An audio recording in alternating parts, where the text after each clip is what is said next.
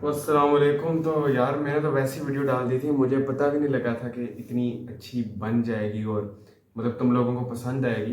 तो ठीक है, मैंने भी सोचा कि और भी स्टार्ट करते हैं इस चीज़ को। स्टार्ट कर दिया, इस चीज़ को आगे लेके चलते हैं। तो आज दूसरा जो हमारा लेक्चर है वो है establishment of all India Muslim league, कि ऑल इंडिया मुस्लिम लीग बनी क्यों थी। ठीक है, इसके पीछे का बैकग्राउंड ये है कि पहले तो सर सैयद अहमद खान जो थे, उन्होंने मुसलमानों को, मुस्लिम जो थे उनको मना किया हुआ था, एडवाइस की हुई थी, मना किया था कि तुम लोग अपनी कोई पॉलिटिकल पार्टी ना बनाना, क्योंकि इससे ब्रिटिशर्स जो है उनको ये लगेगा कि ये हमारे मुकाबले पे आने की कोशिश कर रहे हैं। इसकी वजह से मुसलमानों ने कोई पॉलिटिकल पार्टी नहीं बनाई थी और उसकी वजह से उनको सफ़र भी बहुत ज़्यादा करना पड़ा है। लाइक फॉर एग्जांपल, जब तुम खुद कहते हो ना कि हम कुछ नहीं है, तो फिर अगला बंदा भी कहता है तुम कुछ नहीं हो। तो ये सर सैयद अहमद खान ने कहा था, बट बाद में हालात खुद ही ऐसे हो गए थे कि जिसकी वजह से मुसलमानों को पॉलिटिक्स में आने ही आना पड़ा था। उसके बाद जो मुस्लिम लीग थी वो 30 दिसंबर, बल्कि तुम खुद लिख लो यार, 30 दिसंबर 1906 में बनी थी।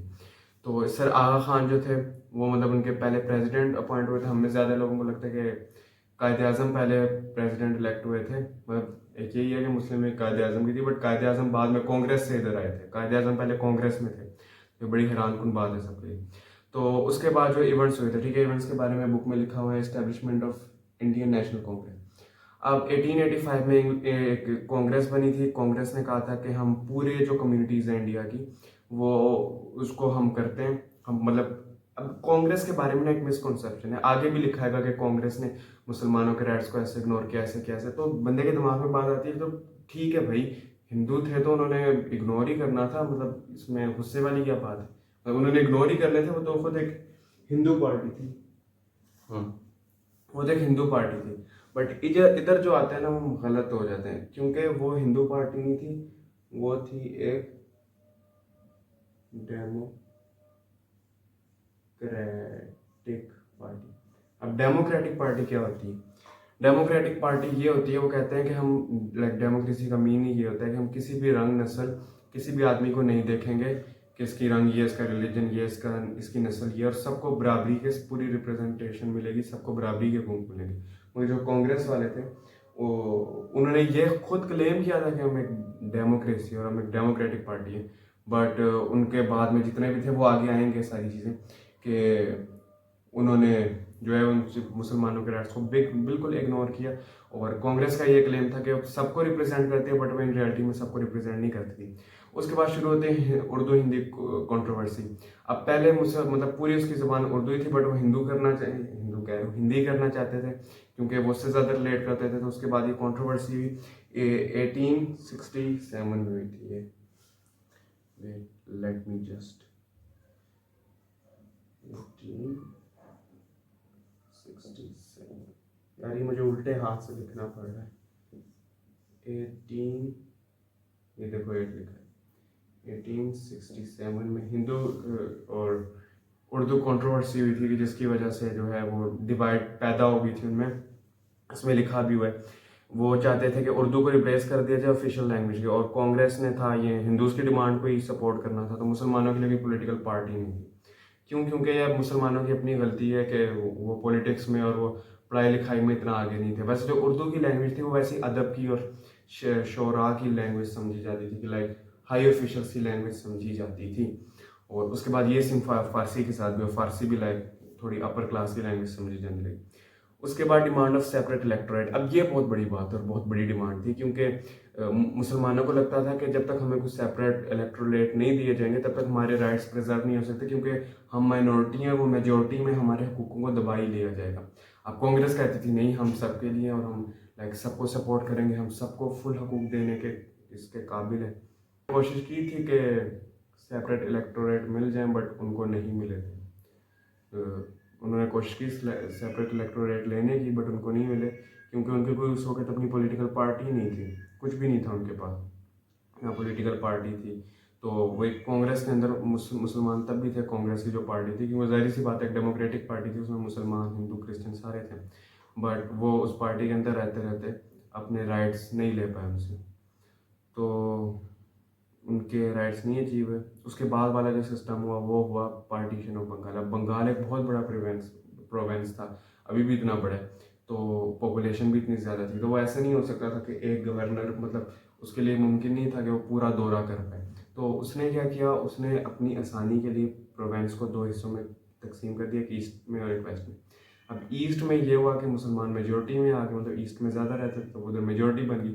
अब जब एक प्रोवेंस में, एक मतलब आइसोलेटेड प्रोवेंस में एक मुसलमानों की या किसी और एथनिक ग्रुप की मेजोरिटी बन जाए, तो वो वाली जगह होती है वो ज़्यादा पावरफुल हो जाती है। अगर मतलब बहुत बड़े एरिया में अलग अलग जगह सेक्रेट बिखरे हुए हैं तो उससे इतना फर्क नहीं पड़ता। जब मगर जैसे अब ईस्ट में वहाँ के वो एक पार्टी बन, मतलब एक जगह इकट्ठे हो गए बहुत ज़्यादा। फॉर एग्जाम्पल अब कश्मीर में है, कश्मीर में ये किया जा रहा है कि मतलब उनकी जो डेमोग्राफिक है ना, न्यूमेरिकल डेमोग्राफी, कि उधर कितने ज़्यादा मुसलमान रहते हैं, उनकी आबादी को कम किया जा रहा है, कि उधर से हिंदूज को कश्मीर में सेटल इन कराया जा रहा है, ताकि वो जो मेजोरिटी में है, क्योंकि उधर का एक ही इंडिया का आई थिंक पूरा प्रोविंस है जो मेजोरिटी में, वो कश्मीर, तो वो उसकी भी रेशो घटा रहे हैं।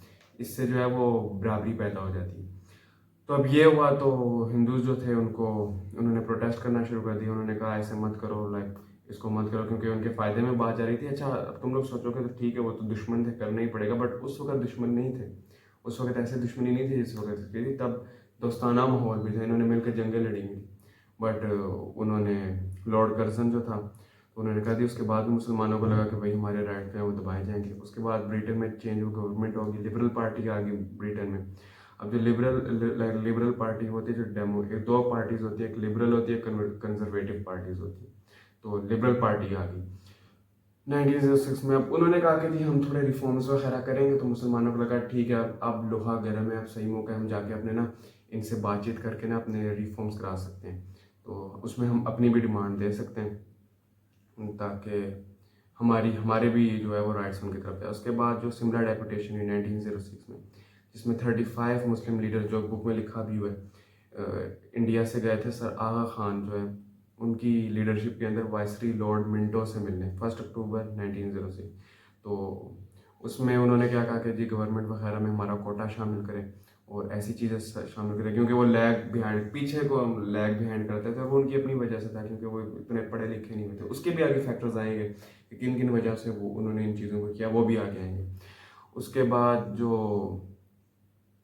हाँ वो थे, उन्होंने कहा कि उन्होंने मतलब अपना किया कि हम आपके साथ हैं और ये सारा सिस्टम है, और उनकी डिमांड्स की। अब जब इसके बाद ना उनको काफ़ी ज़्यादा मोटिवेशन आई, कि जब वो पहली दफ़ा खुद से मुसलमान इकट्ठे कांग्रेस को छोड़ के अकेले गए थे, तो उनको मतलब काफ़ी ज़्यादा कॉन्फिडेंस आया अपने आप में कि हम अपने राइट्स वगैरह डिमांड जो है वो ऐसे करके मनवा सकते हैं। तो उधर भी उन्होंने एक अर्ज फील की कि हम अपनी भी पॉलिटिकल पार्टी बनाएंगे। पहले कांग्रेस ही होती थी, और आई थिंक छोटी मोटी और होती होंगी, बट उन्होंने कहा कि हम इनके साथ मिल के नहीं, और मतलब इनके अंदर घुस के नहीं, हम अपनी अलग से पॉलिटिकल पार्टी बनाएंगे।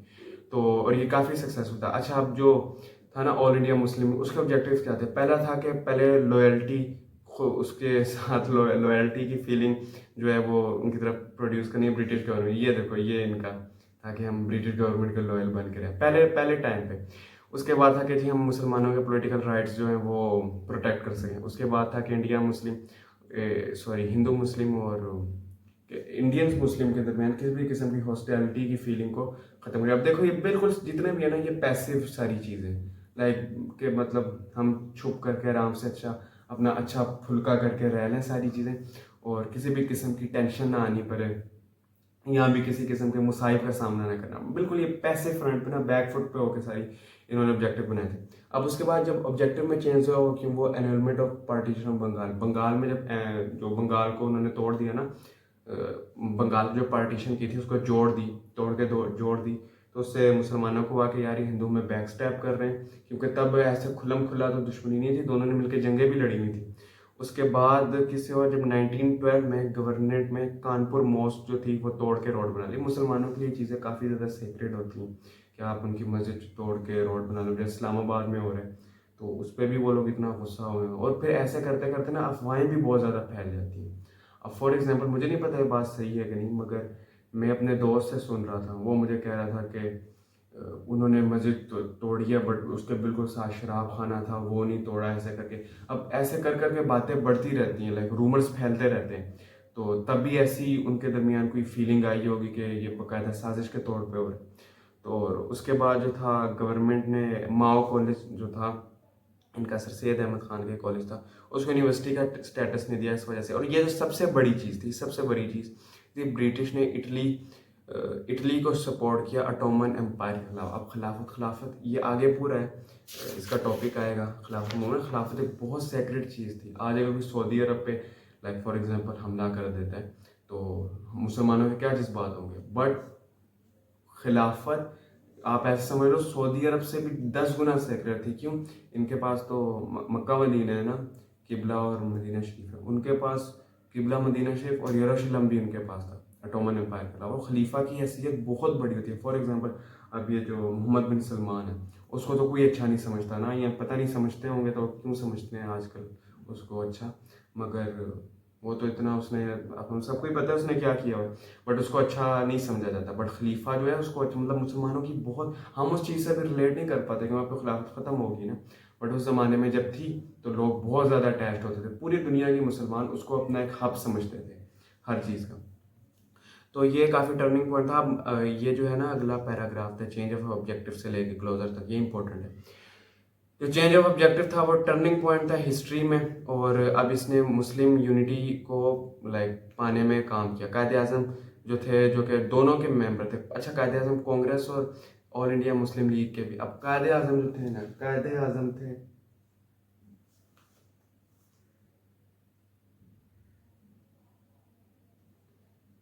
कायदे आज़म आपके थे टॉप जी। कायदे आज़म इवन के जब मुस्लिम लीग में भी रहे ना, तो उनका स्टेटस सबसे अलग होता था। लाइक वो ऐसे नहीं थे लाइक ये मुस्लिम लीग है, ये कायदे आज़म है, ये नहीं है मुस्लिम लीग कायदे आज़म, ये नहीं है मुस्लिम लीग कायदे आज़म। मतलब कायदे आज़म एक सेपरेट आइडेंटिटी थे जब वो मुस्लिम लीग में भी थे। फुल ना कायदे आज़म लाइक कायदे आज़म का एक सिस्टम ही अलग था। तो कायदे आज़म ने जो है वो दोनों पॉलिटिकल पार्टी को क्लोजर लाने की कोशिश की। लखनऊ पैक्ट, ये भी बड़ा मशहूर पैक्ट है, और इस एग्रीमेंट के जरिए जो कांग्रेस थे उसने एग्री कर लिया कि भाई हम आपको सेपरेट इलेक्टोरेट दे देते और 1/3 रिप्रेजेंटेशन दे देते सेंट्रल असेंबली में। असेंबली में जो मतलब फैसले होते हैं, असेंबली में 1/3 रिप्रेजेंटेशन और सेपरेट इलेक्टोरेट। अब जब आप किसी को सेपरेट इलेक्टोरेट दे देते हो ना, इसका मतलब ये होता है कि मतलब कांग्रेस को उसका नुकसान। क्यों? कांग्रेस अब ये नहीं रह गया कि कांग्रेस सबकी जो है वो करती है, नुमाइंदगी करती है। अब कांग्रेस मुसलमानों की नुमाइंदगी, मुसलमानों की ऑल इंडिया मुस्लिम लीग करेंगे। इलेक्टोरेट सेपरेट कर दिए ना, तो वो वाली चीज़ कर दी थी, जो कि बहुत बड़ी चीज़ थी। इसके बाद कायदे आज़म को एक टाइटल मिला था ambassador of Hindu Muslim unity, कि इन दोनों के इत्तेहाद का जो एम्बेसडर है। और ये आई थिंक इसको इनको नेहरू ने ही दिया था, कि उन्होंने जो इंडियन मुस्लिम्स को जो है वो क्लोज लाया था। उसके बाद ये अचीवमेंट्स आ जाती हैं बिकॉज ऑफ एफर्ट्स। अच्छा जी, इसकी मुस्लिम लीग की एफर्ट्स की वजह से जो मुसलमान थे उनको सेपरेट इलेक्टोरेट मिल गए थे, और मतलब अच्छे रिलेशनशिप्स वगैरह पैदा हो गए थे, और अब उनके राइट जो थे वो किए जा सकते थे। और कायदे आज़म की लीडरशिप के अंदर एक नया सब कॉन्टिनेंट के अंदर एक नया मुल्क भी पैदा हो गया। तो आगे खिलाफत मूवमेंट है, ये बहुत इंपॉर्टेंट टॉपिक है, ये भी मैं तुम्हें इंशाल्लाह अगली वीडियो में करा देता हूँ।